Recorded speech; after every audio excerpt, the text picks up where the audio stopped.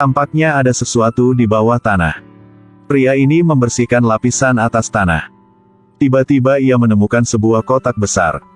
Penasaran, dia membuka tutupnya untuk melihat. Tepat setelah itu, dia pikir dia pusing. Dia membukanya lagi. Di dalam sebenarnya ada tubuh dengan banyak uang kertas. Untuk memeriksa apakah uang itu adalah uang sungguhan, dia mengambil setumpuk uang. Kemudian kembali ke ruang pemeriksaan keaslian. Tanpa diduga, ini semua adalah uang sungguhan. Dia membeku di tempat. Rumah yang baru dibeli ini juga diberi uang. Lalu, dia pergi ke halaman belakang lagi. Gali semua uang itu. Dia menumpuk uang di tumpukan. Untuk memasuki rumah, dia menghitung sedikit.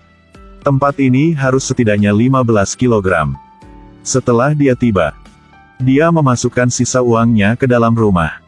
Simpan hanya beberapa tagihan secara pribadi. Tetapi di malam hari, dia dibangunkan oleh suara-suara aneh di lantai bawah. Dia khawatir uang itu akan dicuri. Dia segera mencari di sekitar lantai, memegang tongkat baseball. Untung saja tidak ada orang lain di rumah itu. Untuk ketenangan pikiran, pergi tidur.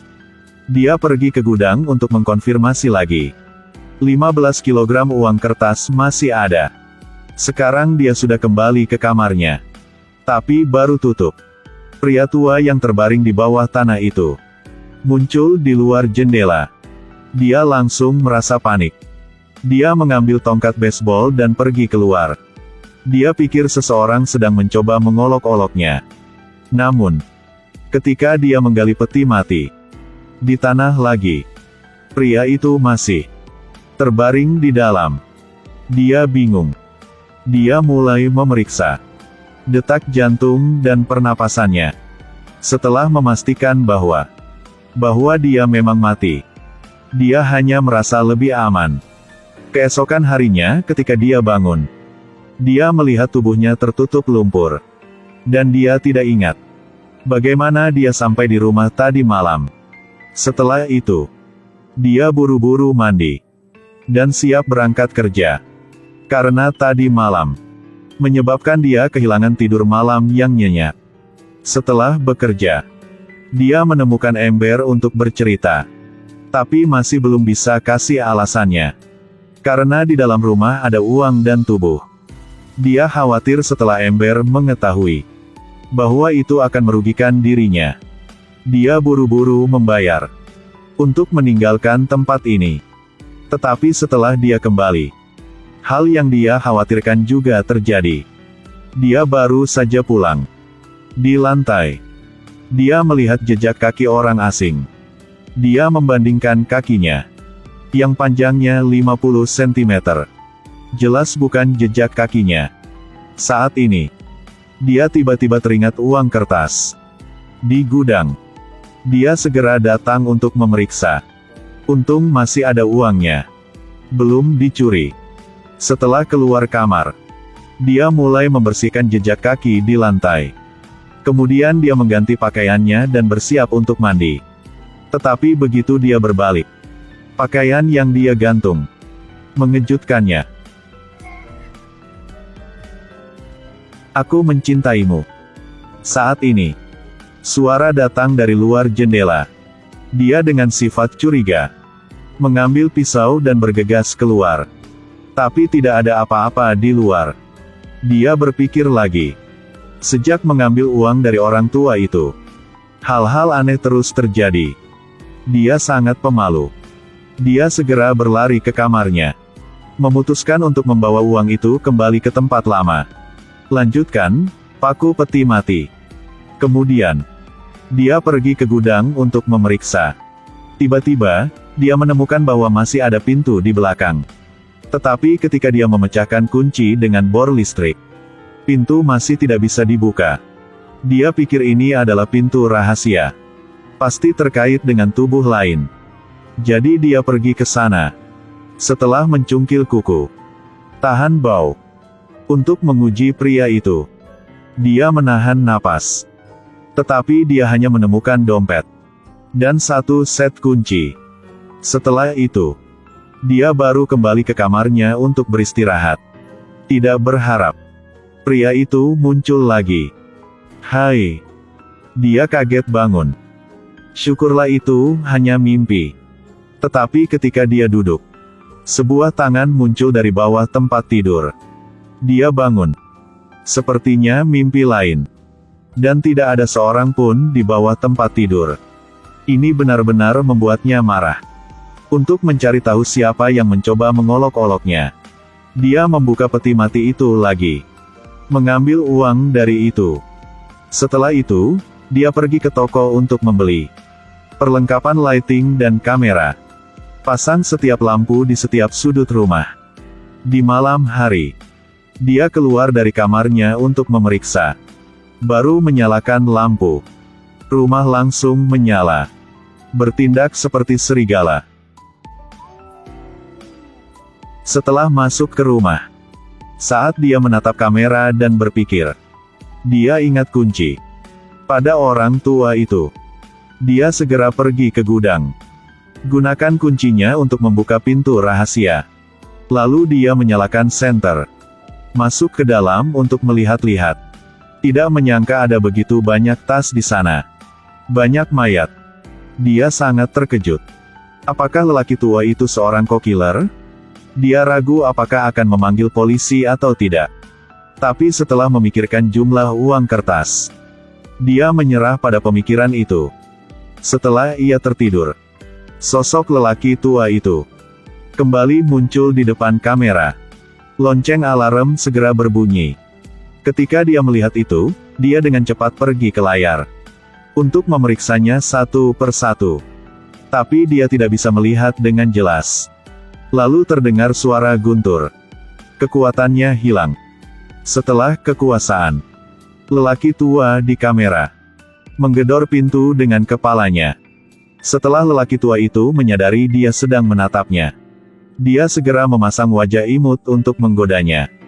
Dia marah, memegang tongkat baseball. Segera kejar. Tapi ketika dia sampai di pintu, dia ditusuk di kaki oleh sesuatu. Dia pergi ke peti mati. Halo tubuh orang tua. Dia pikir dia masih hidup. Dan mencoba mengolok-oloknya. Seperti itu.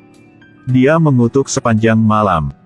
Ketika dia bangun, dia menemukan dirinya dan lelaki tua itu tidur bersama.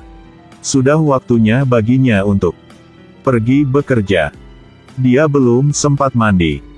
Dia kembali ke kamarnya. Setelah berganti pakaian, dia bergegas ke mobil. Tapi begitu dia pergi, dia mendapat kejutan. Dia bersiap-siap untuk pergi bekerja. Ia hanya menoleh dan melihat mayat di taman hidup kembali. Tapi dia tidak takut. Tapi hanya marah. Karena lelaki tua ini membuatnya 3 hari tanpa makan atau tidur. Orang tua itu melihatnya mengejarnya. Lelaki tua itu segera berbalik dan berlari menuju mobil dan terus berbaring. Setelah sampai di sana, dia melampiaskan amarahnya pada lelaki tua itu. Kenapa dia masih tidak bisa tidur? Di usia ini, dia masih tidur nyenyak. Tidak ada hubungannya. Kata-kata orang tuanya ini takut untuk bergerak. Setelah mengutuk, dia masih tidak marah. Dia menyalakan gergaji listrik terhadap orang tua itu. Tepat setelah itu, dia datang ke perusahaan dengan wajah berdarah. Direktur melihatnya seperti itu, langsung memecatnya. Dia tidak panik. Sebelum dia pergi, dia mengejek sutradara. Dia pikir dia memiliki 15 kg uang kertas. Memukulinya sampai mati tidak berhasil untuknya.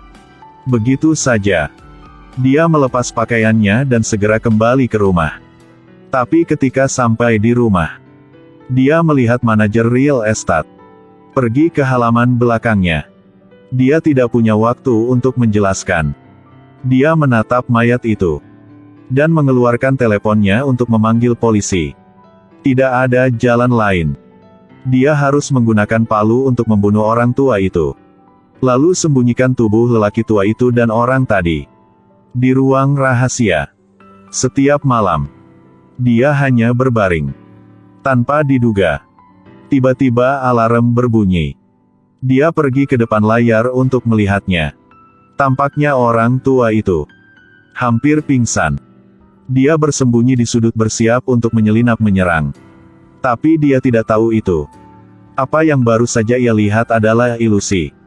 Dan orang yang ada di kamera adalah sahabatnya Ember. Tapi dia tidak peduli lagi.